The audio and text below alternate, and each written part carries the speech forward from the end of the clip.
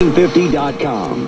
Adam Stark, Martin Graham, Eric Pedigo, and Nick Arelli are standing by, ready to talk about anything sports. The phone lines are open at 529-1450. Sports 101 begins now. Good morning. Welcome to Sports 101. Yes, Sports 101, talking anything and everything sports here on Sports Radio 1450 and sportsradio1450.com. Adam Stark in the studio, along with Eric Pedigo, Mark Graham, and Nick Arelli, your usual suspects from Fantasy Football 101. But we're moving on. We'll talk a little football this morning. Big Super Bowl win for the Packers. We appreciate you guys tuning in this morning, and we'll be taking your phone calls. You can talk anything sports with us as well at 529-1450. Pitchers and catchers report this weekend, and we just wrapped up the Super Bowl. A lot of talk about the NFL lockout. Pujols' contract is on the top of everybody's mind in baseball, and we want to talk a little college hoops, NBA if we can as well, and regionals underway and girls action as far as local basketball is concerned, and the boys are right around the corner as well. So lots to talk about, and you guys can weigh in as well at 529-1450. But first, we need to wrap up what happened last week, and Mr. Pedigo, the only one in the room. Are you okay? The only one in the room stretching that picked the Packers. Congratulations. And for the record, I had them in the Super Bowl as my preseason pick too. So nice. I mean, not to toot my own horn, but that is actually exactly what I just did.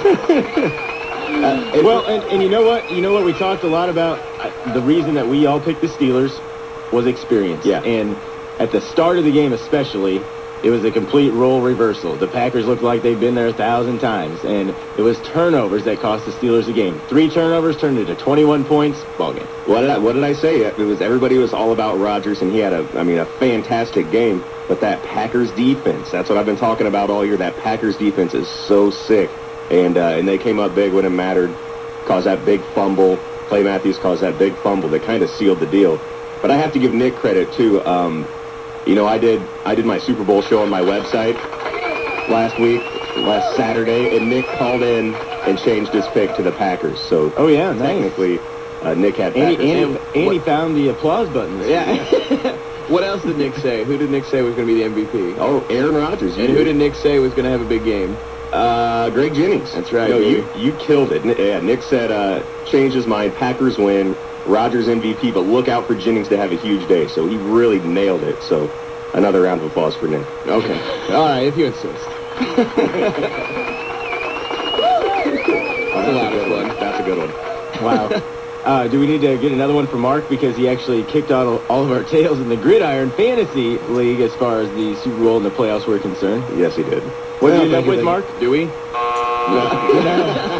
Nice. 409, is that correct?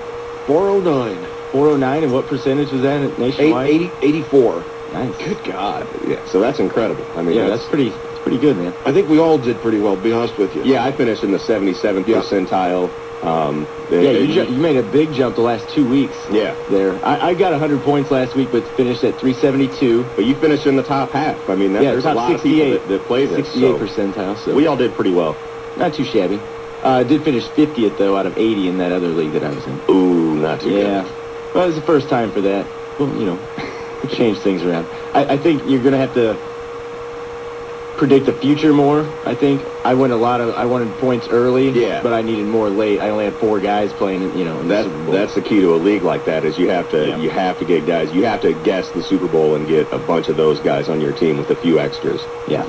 I'm learning. 529-1450 is our phone number, but while we're talking NFL, let's talk about a little bit about the lockout. Don't want to spend a whole lot of time on it, as I know the major network is talking about it almost 24/7, but it is concerning, especially since we're all in these fantasy football leagues that we spend a lot of time on, and some peanuts as well.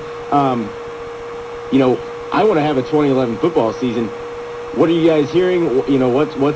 Where's the percentage of that happening? What's the major hurdle right now? Is it the games played? Is it money? Is it both? Is it something else? It's just like you would expect it to be. It's money.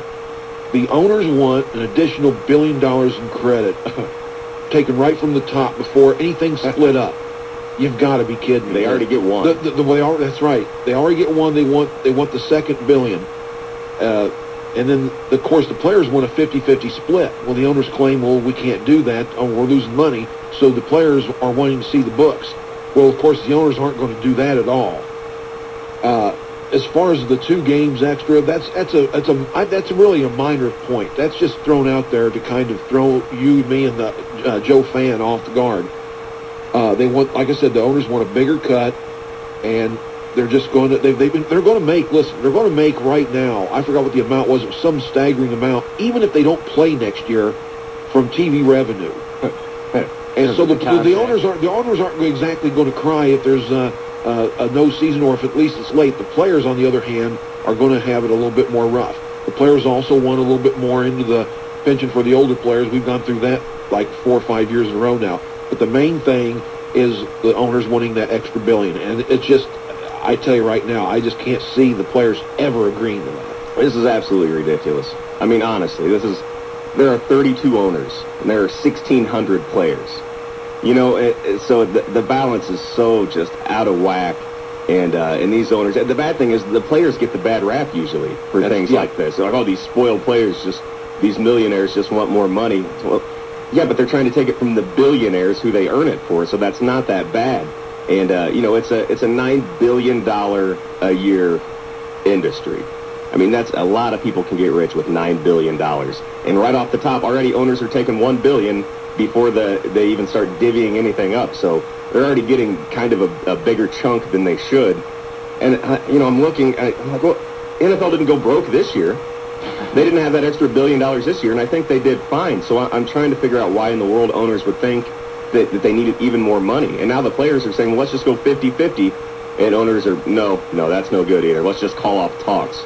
So I think it's something to be legitimately worried about for football fans, and especially people like us who talk about football.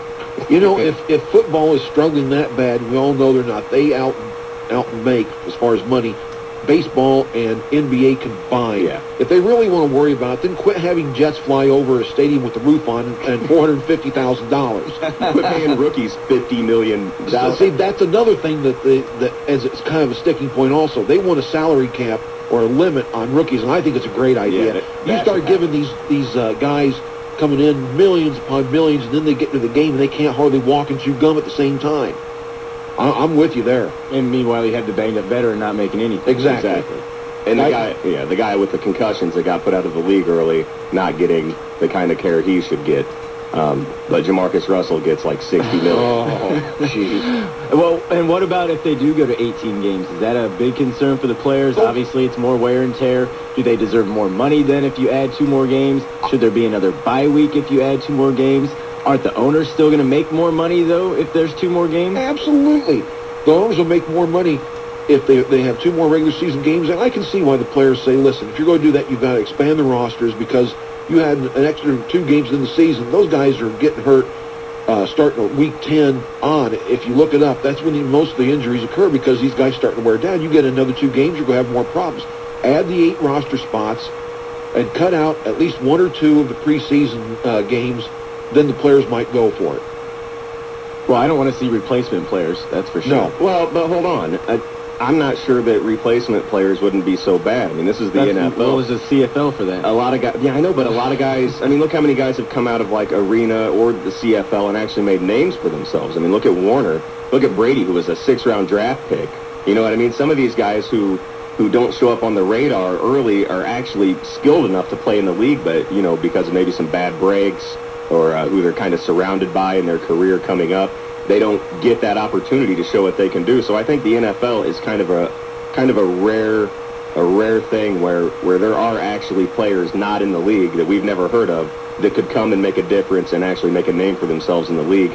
They just maybe haven't been given the opportunity. So I'm not against allowing some more players in, because a lot of guys have come from nowhere in the NFL and actually made an impact, and a lot more so than any other sport, I think. But would you watch if